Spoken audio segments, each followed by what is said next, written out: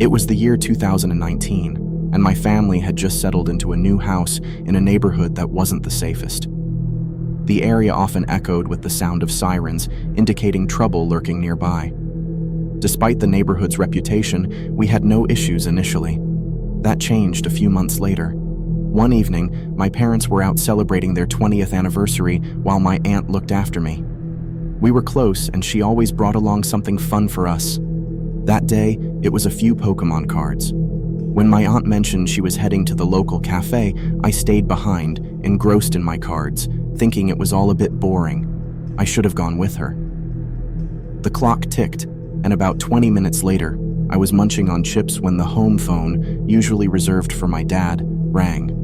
I answered, and a man, introducing himself as Steve, inquired if it was the Vargas residence. Not suspecting any danger, I casually confirmed it was. Steve then asked for my name and location, and foolishly, I shared my city, thinking it was someone for my dad.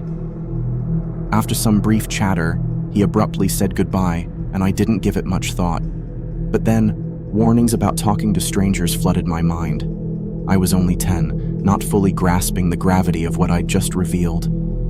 Half an hour later, a knock echoed. Assuming it was my aunt returning, I eagerly opened the door, only to face a towering stranger introducing himself as Steve. Panic surged within me as I realized he was the same person from the phone call. When I informed him that my parents weren't home, he gave me an eerie grin and didn't back off, even as I tried to close the door. His foot blocked it, making me feel uneasy. Just as fear was gripping me, my aunt's commanding voice cut through the tension, instructing him to leave. Being ex-military, she didn't entertain nonsense. The man hastily fled, disappearing into a white pickup truck parked down the street. Despite my aunt's attempt to note the license plate, it was masked with duct tape, making it impossible to trace. Though she managed to snap a photo of the vehicle with the new camera phone, the grainy image provided no substantial leads. We reported the incident to the police, but it led to dead ends. We moved from that house shortly after, shaken by the encounter. My parents scolded my aunt for the incident, but also acknowledged her timely return. Sadly, 2 years later, she passed away from cancer. I'm grateful she arrived when she did. If she'd been just 10 minutes later, the outcome might have been drastically different. The memories of that scary night in my childhood still echo, reminding me of being alone when something frightening happened. I was somewhere between being a kid and a teenager, feeling excited because my parents trusted me to stay home by myself. It was a regular Friday evening, and the house felt strange without my parents, an unsettling quiet. Playing video games in my room, I heard a noise downstairs around 7:30 p.m. It sounded like the back door opening. I knew it wasn't my parents, and they weren't coming home soon. It made me nervous, thinking someone was there who shouldn't be. My room was upstairs, and I quickly closed the door, trying to stay quiet. I wasn't sure what to do or where to hide. The closet seemed like the only place, even though it was small and tight. I listened to footsteps downstairs, feeling scared. Time passed slowly, and when everything became quiet, I stayed hidden. Then, I heard someone coming upstairs. They walked down the hall and stopped outside my room. They opened the door and stood there for a while. It felt like forever. Things calmed down until I heard the garage door opening, signaling my parents' return. The footsteps hurried downstairs, and I heard the back door open and close. When my parents got home, I explained everything, feeling really scared. We called the police, and they found out that we forgot to lock the back door. It was an easy way for someone to come in. It changed how we felt about our neighborhood's safety, and we made sure to always lock our doors. The incident changed my room. It didn't feel safe anymore. I learned that being home alone was not as great as I thought. The memory of that night stayed with me, a reminder to always be careful when home alone. The chilling tale unfurled one summer when I returned home from college. The sprawling basement, once my personal sanctuary, turned into a sinister realm of unexplained terror. My parents, away for the evening, had left me to revel in the solitude of our abode. I spent the initial hours arranging my college belongings and found solace in the vastness of the basement, a TV, my bedroom, and an ensuite bathroom. An indiscernible noise, faint but peculiar, roused me from my reverie. It emanated from my unvisited bedroom, the door firmly shut. A tinge of curiosity overshadowed any fear as I approached the door. Yet, the sound of my closet door closing inside the room, unseen yet undeniable, sent a shiver down my spine. Was it an intruder lurking within my sanctuary? The unsettling silence beckoned me to probe further, yet intuition dissuaded me from confronting the unknown. An unnerving sense of vulnerability descended upon me, urging a swift retreat from the basement. Seeking refuge upstairs, I whiled away time, engrossed in the TV, until an unexpected intrusion shattered the tranquility. A strange, disheveled man ascending the staircase, an eerie aura enveloping his unsettling figure. Alarm coursed through me. My parents were not due yet. His hollow gaze bore into mine, devoid of rationale or explanation. Panic coursed through me as I implored him to leave. His ominous advance, devoid of reason or response, pushed me to the brink of terror. I scrambled, evading his lunge, a desperate bid for safety. Colliding with the wall, trapped and cornered, his deranged pursuit escalated, sending me fleeing to the basement, an adrenaline-fueled sprint for survival. The man, relentless in his pursuit, mirrored my descent, unyielding to my cries for help. My escape hinged on reaching safety, every stride a plea for deliverance. I burst out into the street, a cacophony of fear, summoning aid from the unknown assailant. My cries echoed in the night, beckoning the guardians of law. The fugitive, lurking in shadows, evaded capture, vanishing into the obscurity of someone else's haven. I clung to the sanctity of my front yard, the cold realization of the lurking danger taking root. Police, a beacon of hope, materialized, scouring the neighborhood for the elusive figure. Fate intervened, unveiling the fugitive hiding yards away, ensnared by the vigilant eye of a wary neighbor. The encounter bore no explanation, a surreal terror lurking within the sanctum of my home. The unknown man's enigmatic presence, an unwelcome specter haunting my haven, left me in the clutches of haunting uncertainty. It was a week ago, during my first semester at college. Exhausted from the long hours of classes, I returned home, collapsing onto my bed, craving nothing but some restful slumber. Mia, my dachshund, usually sweet and silent, startled me awake with her sudden and persistent barking. At first, I dismissed it as her reacting to some passerby or maybe a stray cat, but her barks grew defensive, unsettlingly so. I found her fixated on my parents' bedroom, barking ferociously as if confronting someone. My heart pounded as I saw her behaving strangely, as if there was an intruder she saw that I couldn't. Anxiety gripped me. I tried calming her, approaching gently, but she recoiled, emitting a painful squeal. Shocked, I noticed a small wound on her stomach, something I hadn't seen before. I tended to her injury, bewildered and deeply troubled. With Mia in my arms, I fled the house, rushing to call the police.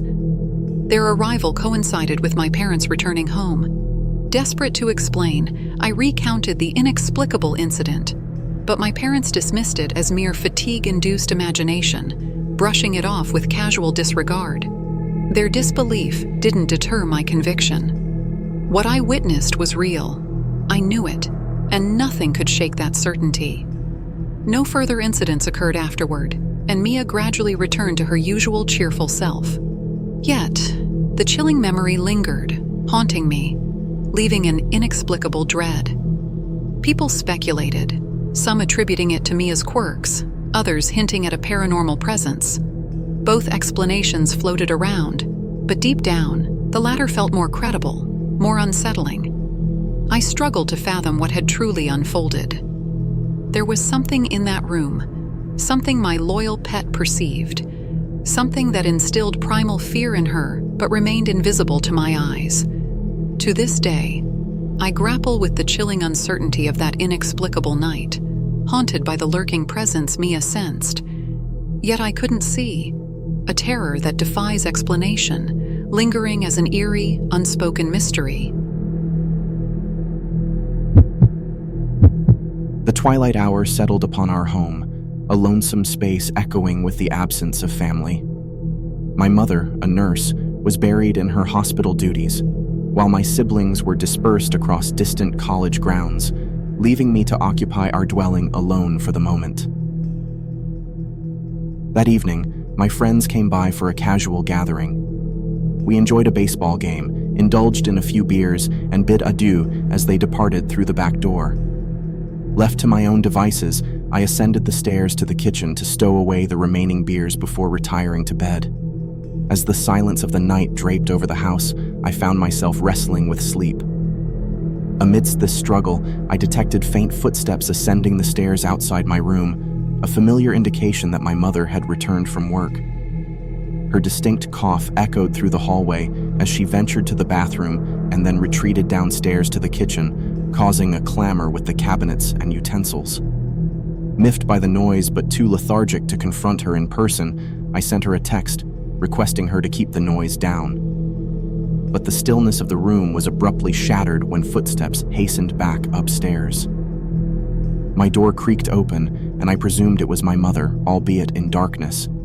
However, upon looking up, I realized the figure in my doorway was not my mother. Panic seized me, but I feigned ignorance, instructing the intruder to leave, all the while attempting to maintain composure.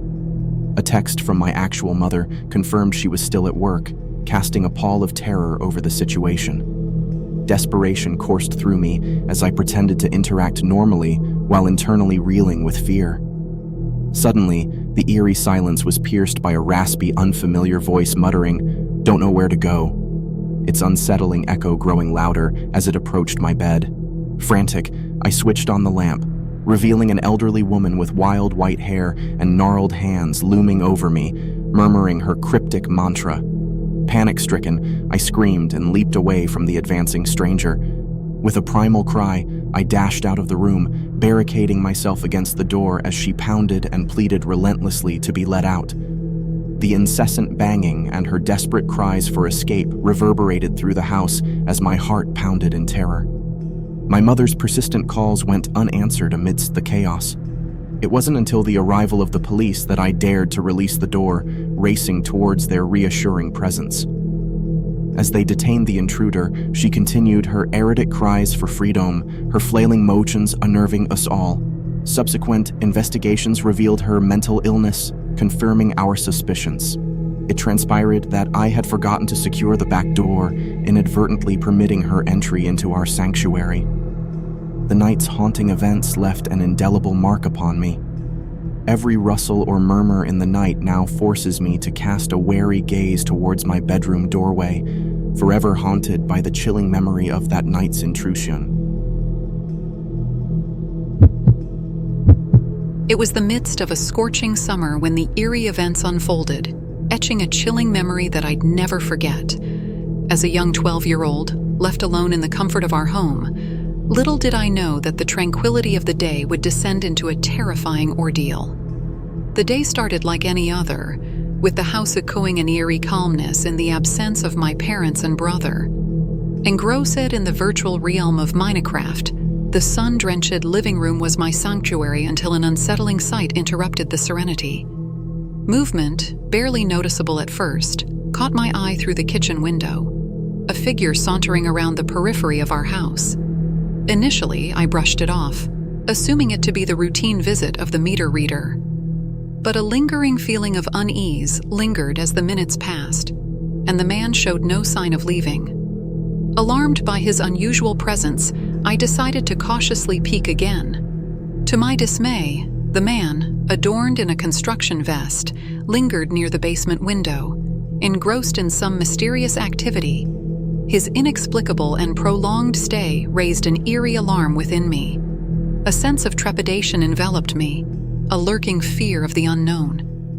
I contemplated glancing through the basement window for a clearer view, yet the fear of being noticed held me back.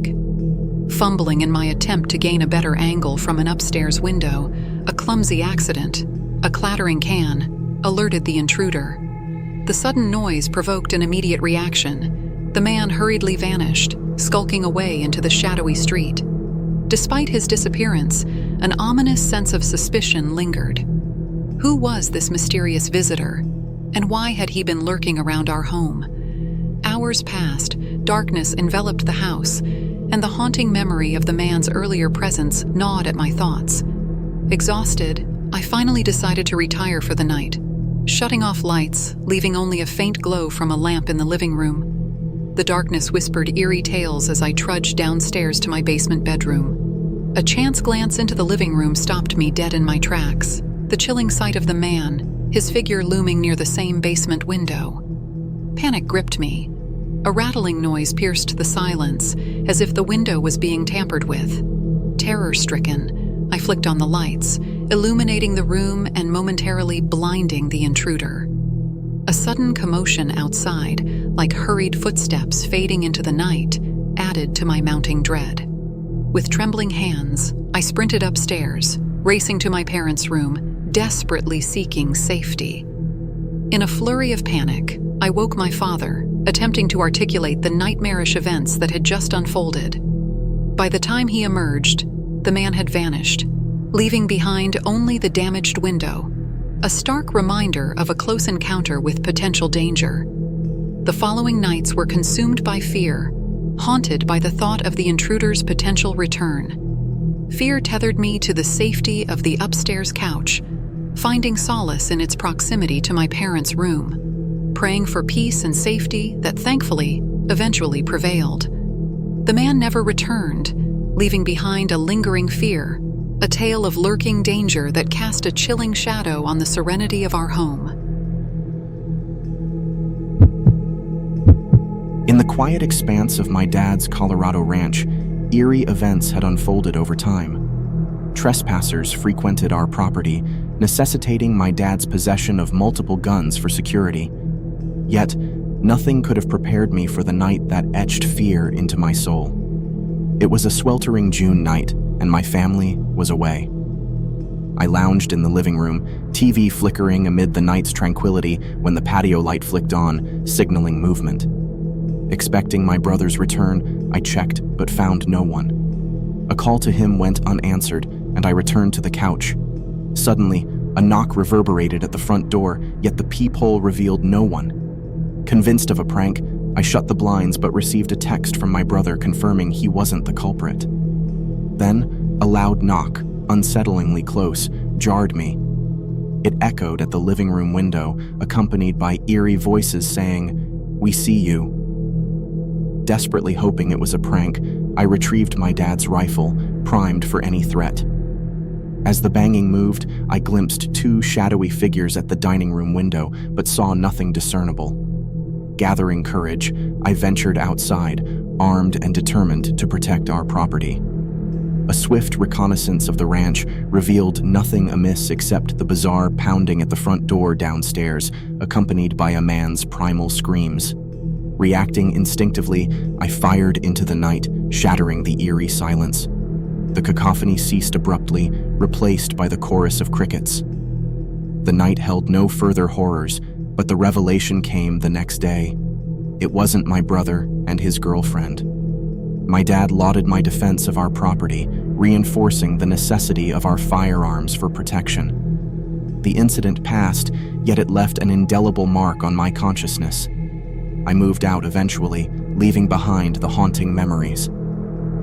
Nonetheless, the night underscored the vital role of my dad's guns in shielding us from the unknown terrors lurking in the desolate expanse of our rural home. In the heart of a bustling city, my solitary abode nestled within an apartment complex, an edifice that brimmed with life, yet within its vibrant facade, a sinister chapter unraveled. It was a mundane evening, following a grueling day's work. Trudging back to my fourth-floor sanctuary, fatigue lingered as my key turned the lock, ushering me into the sanctum. A customary ritual ensued: shower, comfortable attire, and the embrace of my bed. The creak of my doorknob, a faint disturbance amidst the silence, halted my footsteps. A chilling sensation seized me, compelling a glance back to the door. Deserted, the hallway devoid of any trace. A flicker of unease danced within, but exhaustion subdued my concern. Minutes trickled away in the hush of the night, my sanctuary draped in silence.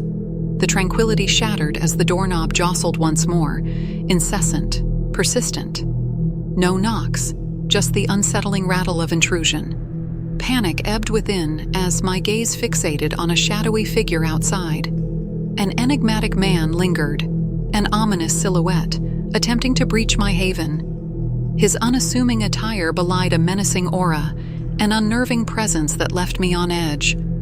Observing his curious inspection, I dared not confront, but apprehension demanded vigilance. His lingering presence amplified my fears. His retreat brought a fleeting sense of relief, but the dread lingered like an unwelcome specter.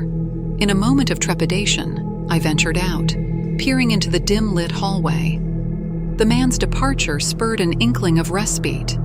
Yet, his abrupt about-face sparked a sprint toward me, his intentions obfuscated by shadows. Retreat was my only recourse, a frantic retreat into my haven, securing the door, a breathless pause as pounding resonated outside.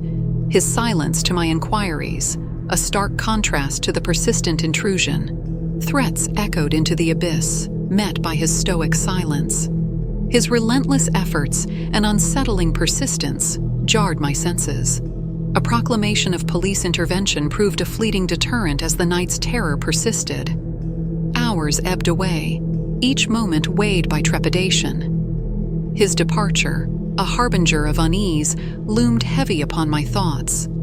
The night cascaded into a restless slumber, paranoia trailing the fleeting shadows of sleep. The dawn's embrace brought no respite, only the lingering weight of uncertainty. Every step scrutinized, every glance dissected the urban canvas with newfound scrutiny. In hindsight, the stranger's presence unraveled an unsettling truth: a dark stalker, an unforeseen companion on my nightly journey. A chilling realization pierced through the fabric of urban anonymity, an unwitting escort inviting terror into the sanctity of home. Vigilance became my armor, a vigil unbeknownst in the bustling cityscape, an unwavering sentinel against the unknown. It was a solitary spring night, and the eerie glow of my phone screen illuminated my dark room. Engrossed in a FaceTime call with my friend Jordan, I paced restlessly. My steps brought me close to the window, and that's when I saw him. A shadowy figure loitering on the deserted street, fixated on my house, his eyes piercing through the dimness, locking onto my window. Disturbed and shaken, I shared my terror with Jordan, but she couldn't see him.